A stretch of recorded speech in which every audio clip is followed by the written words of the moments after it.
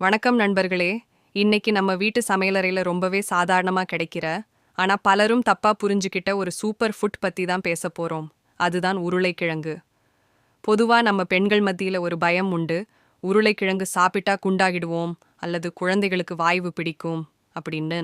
ஆனா இது சரியான முறையில சாப்பிட்டா இது ஒரு அரிய மருந்துன்னு சொன்னா உங்களால நம்ப முடியுமா? இன்னைக்கு இந்த வீடியோவில் உருளைக்கிழங்கின் மருத்துவ குணங்கள், சர்க்கரை நோயாளிகள் இதை எப்படி சாப்பிடணும், முக்கியமா உடல் எடையை குறைக்க இது எப்படி ஒரு ரகசிய ஆயுதமா இருக்குன்னு தெளிவா பார்க்க போறோம். கடைசி வரைக்கும் பாருங்க, ஏன்னா பெண்களுக்கு ரொம்ப பிடிச்ச ஒரு பியூட்டி டிப்ஸ் வீடியோவோட இறுதியில் இருக்கு. முதல்ல உருளைக்கிழங்குல என்னதான் இருக்குன்னு ஒரு சின்ன லிஸ்ட் பார்ப்போம். நாம நினைக்கிற மாதிரி இதுல வெறும் மாவுச்சத்து மட்டும் இல்லைங்க. வாழைப்பழத்தில் இருக்கிறதை விட அதிகமான பொட்டாசியம் இதுல இருக்கு. இது நம்ம இரத்த அழுத்தத்தை பிபி சீரா வைக்க உதவுது.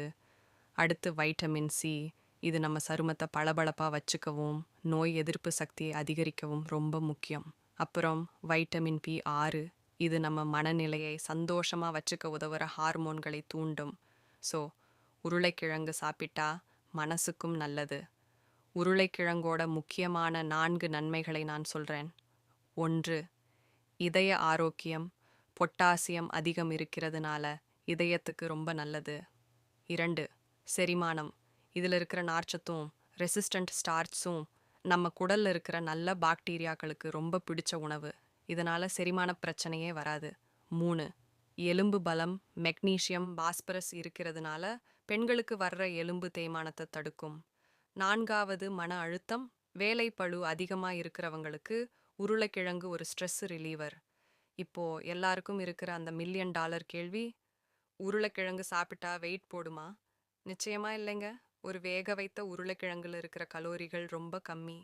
நாம் அதை எண்ணெயில பொரிச்சு பிரெஞ்சு ஃப்ரைஸாவோ சிப்ஸாவோ சாப்பிடும்போது தான் அது கெட்ட உணவா மாறுது.